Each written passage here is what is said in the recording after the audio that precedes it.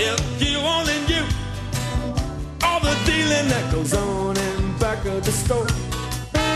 Stay with us. We're with you all the way through until 1 o'clock. We're talking about Newcastle United is back on the agenda.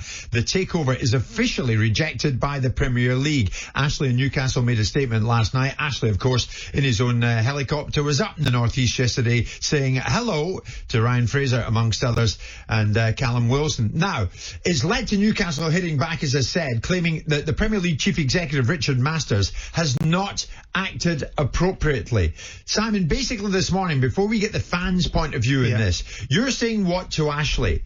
Are you serious about getting this firmly back on the agenda, getting this takeover back front and centre? And if you are, sue the Premier League. Well, the question is this, that that the Newcastle fans want answered, is why are the Premier League rejecting this bid? And Richard Masters is saying, quite rightly so, commercial confidentiality, NDAs and the sensitivity of negotiations are part and parcel of every transaction that you do in this world.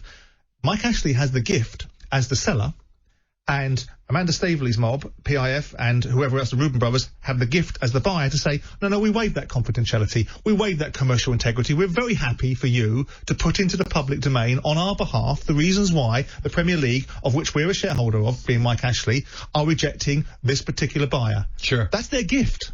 That's their gift to do that. They can waive their commercial, desire to keep things confidential. Why wouldn't they do that? Let's get into this, Simon. Get the fans' point of view, because the fans mean everything in that part of the world, and the club means everything to the fans. This man is behind the hugely successful NUFC Matters podcast, and he's Steve Wraith. Steve, good morning to you. Morning, lads. How are you?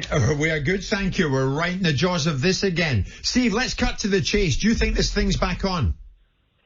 I certainly feel that there's still a chance, an outset chance of something being revived. But, and this is the big but, it's whether Mike Ashley, A, takes that legal action against the Premier League. He's the only person who legitimately can probably do that in this takeover situation. And I think the other side, really for me, is whether PIF will come back to the table after being embarrassed, like they have been by Richard Masters' inadequacies and the way that he's handled all of this. So for me, in my heart of hearts, I'm now facing the reality of Newcastle United have got Mike Ashley as the owner, and that's not going to change for the foreseeable future. Can it be revived? Can something be changed with a bit of legal action, a bit of pressure from Mike Ashley, and with PIF potentially coming back to the table? Of course it can, but, and Simon will probably clarify this, legal action doesn't happen overnight. It probably could be if Mike Ashley took a shrewd gamble here, and we know he's a gambler. If he took some kind of injunction out which prevented the Premier League from kicking off, then that might be a way forward for Mike Ashley and Newcastle United. Until everything is laid out as to why this takeover didn't go ahead, and as Simon quite rightly says, if everyone says, you can put it out in the open, Mr. Masters, you tell me why this didn't go through.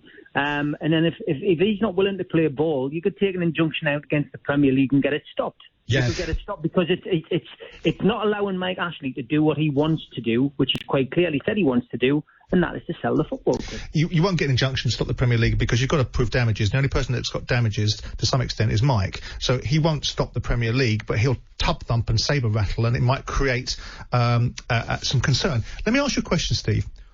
Why do you think Richard Masters has an agenda to act beyond the reach of the powers that people like Mike Ashley give him? Mike Ashley is a shareholder in the corporation that the Premier League is made up of as a Newcastle United owner.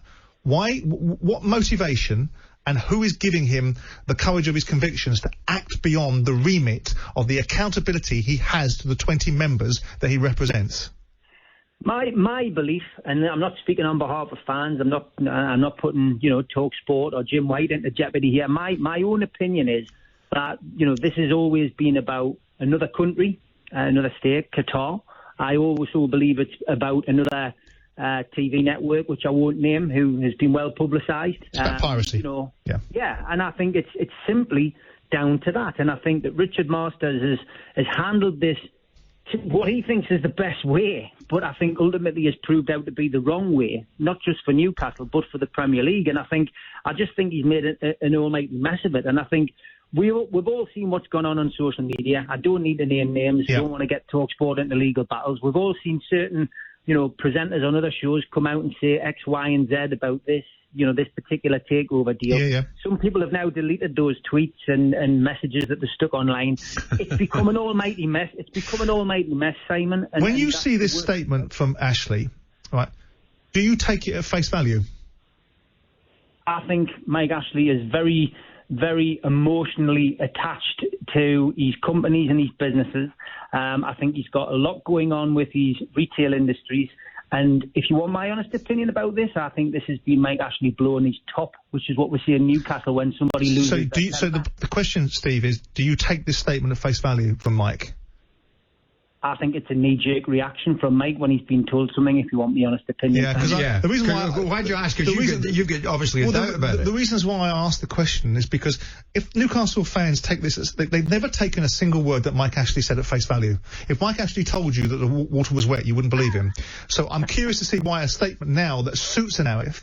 I understand that if I come on the show and I say Newcastle are going to get this takeover, I'm a great individual that's worth listening to. If I say that Newcastle fans are expectant and they shouldn't expect it, then I'm a failed chairman. So I understand how it runs, but I'm trying to understand why you would subscribe to a view. I think it's a holding statement based upon the fact that Mike can't say anything else. He nothing else. He either means what he's saying about this particular acquisition policy or sales policy, or he doesn't. And he has to say something like this. Otherwise, guys like you are going to say what I said 3 or 4 weeks ago, Steve, when we last spoke.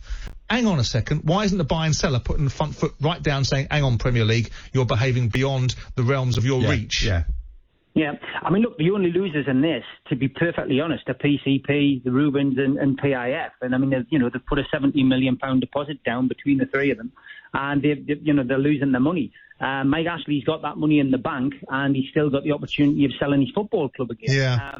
The interesting thing that's happened, of course, over the last week is, as you've been publicising on the show, is Newcastle's finally spent some money and are investing in, players who've, got Premier League status, and some players who you're not going to be able to get any money off when you sell them in 4 years' time. So there's been a bit of a change over the last 7 days with that. So that's a positive. But yeah, look, fans are on this roller coaster, and because of social media in particular, narratives can be changed by knee-jerk statements or reactions. So suddenly you've now got this, and we talked about this 4 weeks ago, you've now got Newcastle fans on social media backing Mike Ashley. Go get him, Mike. Exactly my point. Yeah. It's absolutely hilarious. I see it when we do the show each night, just the change in narrative, and it's been a roller coaster ride. It's so disappointing, but I don't feel, I'm not standing here talking to you guys today, with my head in my hands going, woe is me, because there's clubs in a lot worse state than Newcastle United, and could well be with the change in the fact that we might not get crowds back in. There's going to be a lot of teams potentially go out of business. But I feel as well this has been a very slow letdown of disappointment. It's not really just hit that the takeover's off. We went through this a couple of weeks ago. Yeah. And I just feel if it does get resurrected at any time, great, happy days. But we're now in this position where we've got to focus on Saturday and the game against West Ham and just hope Newcastle can hit the ground running and get 3 points. Steve, thanks so much. Not for the first time, Steve Wraith really delivering there on behalf of the fans of Newcastle United. We're keen further down the line this morning. We're going to hear from more Newcastle fans. 08717 2233 44. Give us a call on this, because where and what is the end result to this very public spat now? And do you largely still believe that there is life in this takeover bid? Can it get through in the end? 81089. If you only knew all the dealing that goes on in back of the store. If you only knew how the woman's got a lot, can't wait to get more. I wouldn't want to cramp your style, but if you want to make